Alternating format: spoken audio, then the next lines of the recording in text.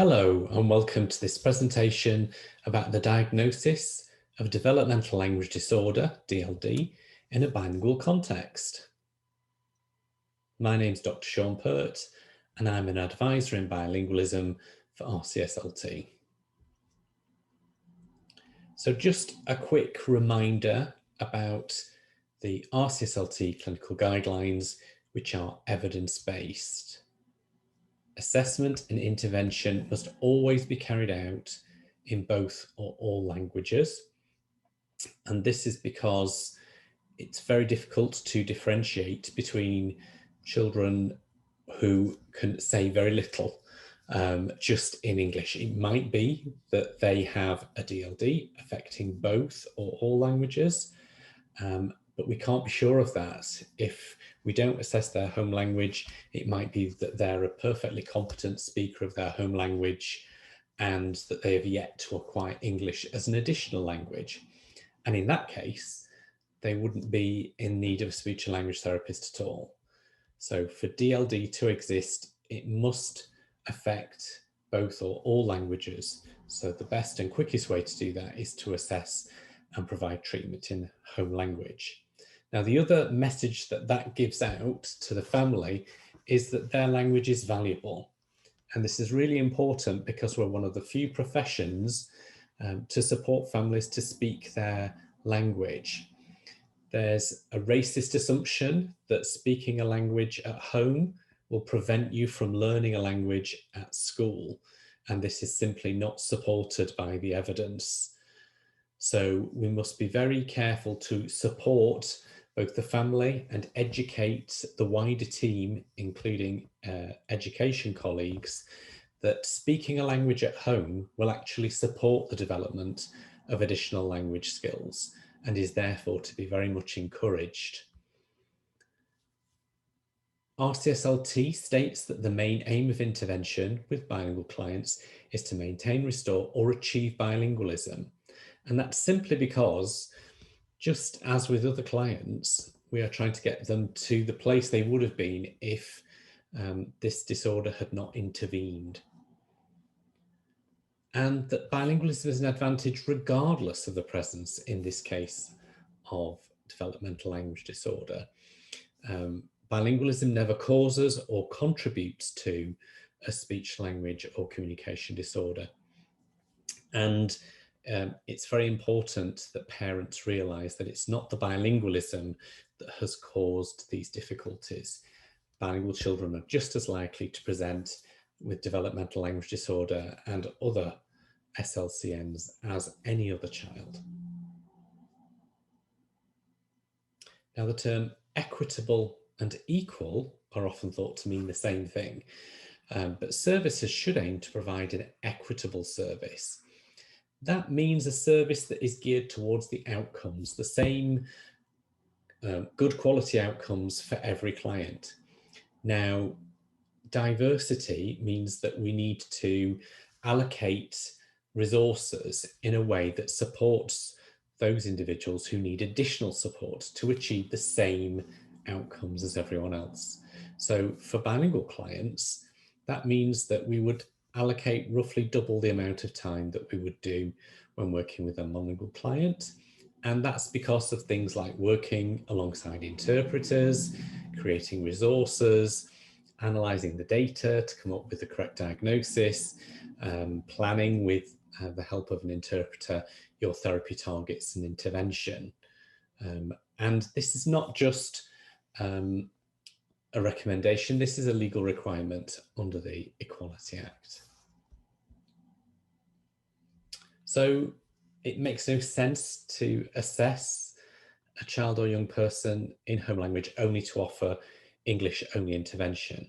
And that's because the outcomes of that are very negative for the family. Using only English gives the message that only English is important. Children already see English as a very high status language in that their education is delivered in English if they're living in England. They hear music, books, films, all in English. So English is very attractive, very high status, and particularly for children from languages that are not regarded high status, even by their own speakers. This means that they will quickly lose their home language. So by only offering English, we are really encouraging language loss, home language loss. And that has really negative long-term consequences for someone's identity, possibly their mental health, and certainly on their perceptions of their cultural identity. So funding issues cannot be used as justification for providing English-only intervention. So this includes working alongside interpreters. Funding should be sought from a central body or the commissioner themselves. So for example, I was working in a secondary school in my last clinical post with young people, and I made it a condition that the special needs coordinator fund interpreters because of the high level of bilingual children in that school setting. And that really helps with both the relationship with parents. And it's really important when children are of school age and we're working in schools not to cut out parents simply because they're not in the educational setting. We should be inviting them in with an interpreter to get things like proper consent. A lot of parents may have very limited English, and you really can't rely on working in English to get informed consent from those parents. So only with an interpreter could be sure that you were really getting across the difficulties their child was having and the decisions you were making about that in cooperation with the parents. So assessment, and I think a lot of people kind of go, well, there's lots of, we mustn't do these things, but let's think about the reasons why. The reasons we shouldn't use standardized assessments to assess bilingual children is because it's simply not fair. Because standardized assessments, the reasons that standardized assessments are so expensive is not the materials themselves, the picture books, it is the standardized data. Researchers have gone out and tried these assessments on typically developing children and constructed tables with confidence intervals to show the range and average performance of children on different aspects of that assessment.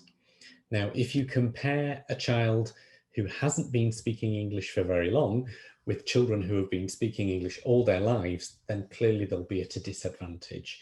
And this has been at the root of some of the inappropriate claims about bilingualism being harmful to language development done in the past, because children have been compared using standardized assessment. Now, this includes all standardized assessments. So informal assessment. Informal assessment should be seen as the gold standard, and you should be confident as a specialist in speech and language to be able to make claims based around your observations and informal assessment materials. So assessment should be undertaken in both languages, and in home language, you shouldn't use percentile ranks, any of those standardized scores. So instead, think about using something more valid, such as a mean length of utterance morpheme or words. And it's not recommended that you use the concept of information carrying words from the Derbyshire language scheme, because that relies on English being quite morphologically poor in that one word tends to correspond to one idea, and that's not true of most other languages. So what should you do instead? Well, for very young children, there are checklists that have been adapted for other languages. And notice it says adapted. That means that both culturally, these items will be familiar to the child, so they have a good chance of naming them and recognizing them. And the normative data has been developed in a culturally sensitive way. So things like the MacArthur-Bates CDI are really helpful. In the UK, we're really used to doing a kind of in-person assessment where we ask the child to undertake activities. Particularly for younger children, parental reporting is very adequate, and you can rely on that, and you don't have to take out a face-to-face assessment unless you think that the parent's reporting isn't accurate. Now, in this day and age, with the technological advances we've made, we all have amazing cameras in our pockets. You can go online and access culturally appropriate photographs and activities. You can create your own materials, and there are increasingly more published packs and materials in other languages from publishers. And all those resources that we know about are listed on the RCSLT bilingualism resource pages. So please access those and look for the language that you're interested in. And you should check with the interpreter or other adult informant about any cultural issues. Try not to make assumptions. It's very easy to stereotype particular cultures. And it's really interesting when you start to work with an interpreter from a culture you haven't worked with before.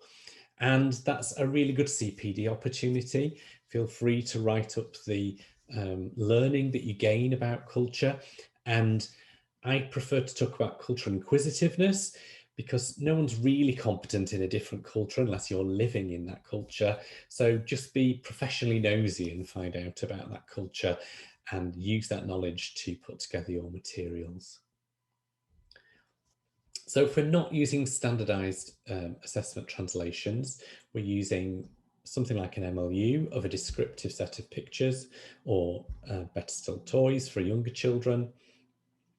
And try and assess the child in an environment where they feel confident using both languages, because you really want that bilingual to bilingual communication, because research has shown that children use their best, longest, most morphologically and syntactically complex sentences when they have access to both of their language resources. So they can use a Mirpri word or an English word if they're a bilingual child that we'll talk about later.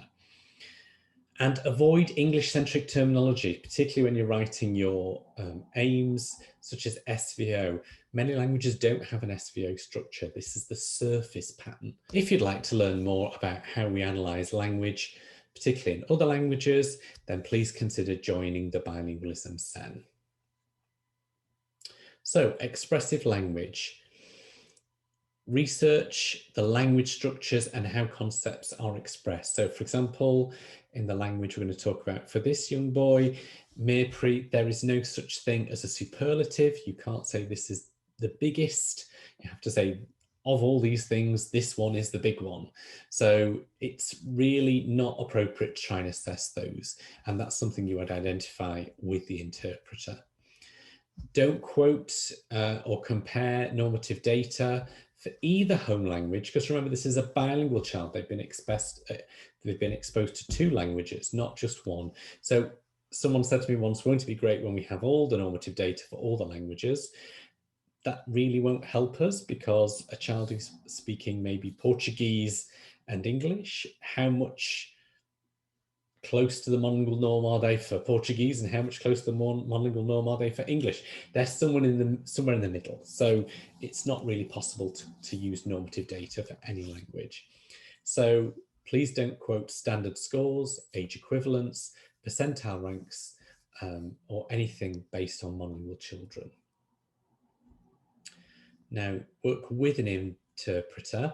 I say that because interpreters are highly skilled individuals. It's really difficult to speak these languages. I don't have these skills, so I'm working alongside an interpreter. Please don't say that you use an interpreter.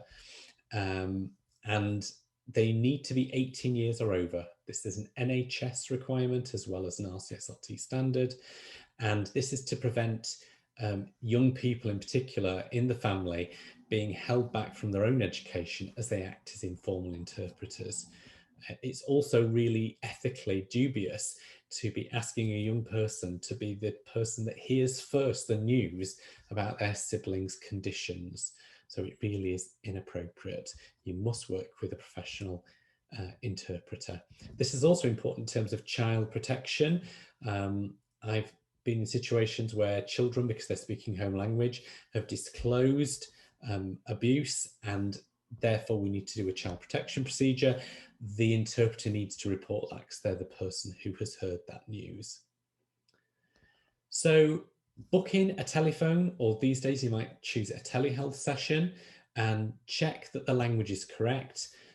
Research has shown that many people will report the wrong language, not because they're being unhelpful, but because they might think, oh, you won't have heard of my language, or this is a dialect that is very high status, so I'm going to talk about the higher status one. So it's really important that the interpreter, somebody who speaks those languages, can hear the family speaking and confirm or perhaps direct you to another language. All languages have a higher status version and a lower status version. And people from the lower status version tend not to admit to speaking that language because they think it reflects on them personally. So a lot of Mirpuri speakers, for example, claim to speak Urdu.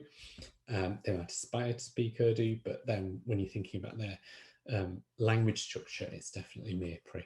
And a dialect or slang isn't the same way that we would perceive a dialect in English. It really is very, very different, and so would be classified as a separate language.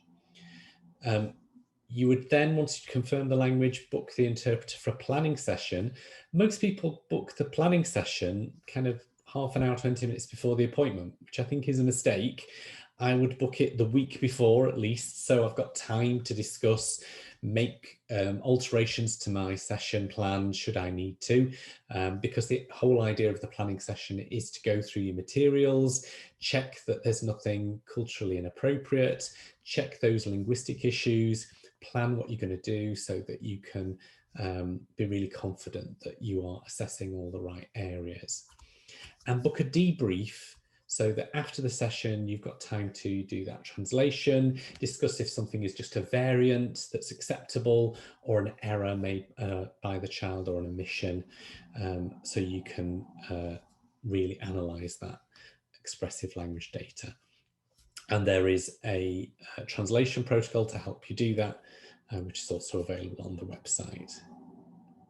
So let's think about Mahboob, who's 3 years, 6 months and comes from a home where Mirpuri, a Pakistani heritage language, is spoken. It's important to note that Mirpuri has no written form, so there'd be no point me trying to translate a letter for mum. Much better to do that written, instead of a written appointment, do that telephone call or that telehealth. Mahboob's got an older brother who speaks Mirpuri and English fluently. He's 7, and that really proves that Mahboob, he's not having these difficulties because his parents aren't speaking to him. His brother is speaking perfectly well. Mum speaks mainly Mirpuri and a little smattering of English, and Dad is confident in both languages.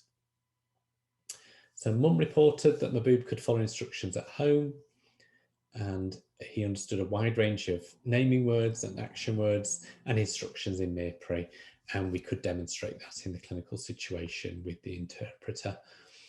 He could only use a few recognisable words, both in English and in Mirpuri, so that confirmed he had problems with expressive language in both languages. So this wasn't just an additional language learning problem. He had no word combinations, which is extremely worrying.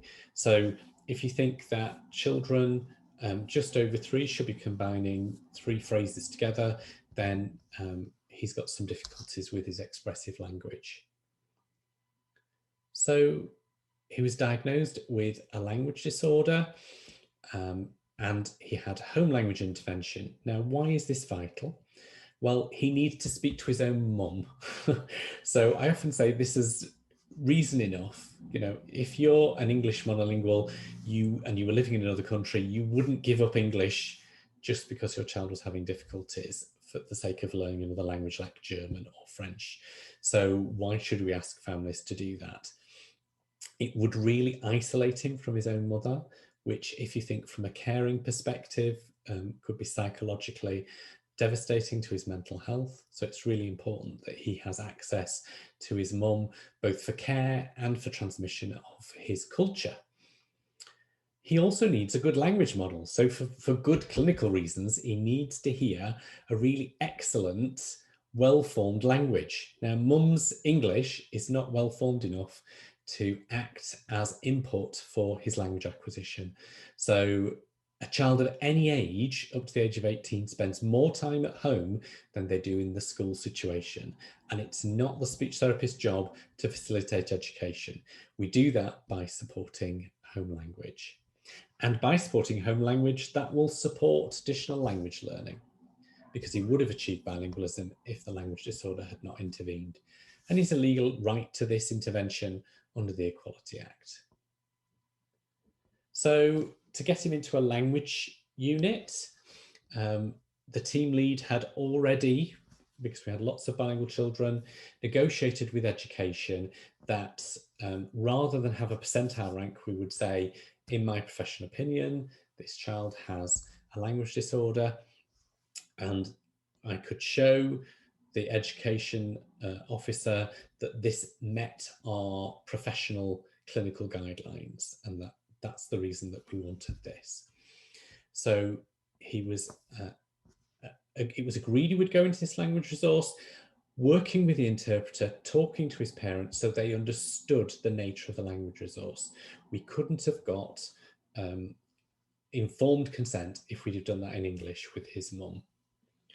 All his speech therapy input was in home language, and all his aims, it was written in his care plan that the aim should be achieved in home language before English. But of course, he was going to an English school, so all his education was in English. So he was in the unit for just over 2 years, and he achieved age-appropriate Maori language skills. And as a result, he had excellent relationships with his parents, particularly his mother, and his siblings and extended family. And he grew in confidence, and his additional language level was appropriate for his age and education. So he was the same as other bilingual children in his class group. So that concludes this brief case discussion. I hope it illustrates that bilingualism really is an advantage, and that we are the professional who should be advocating for delivering treatment in home language as part of our clinical responsibilities. Thank you for your attention.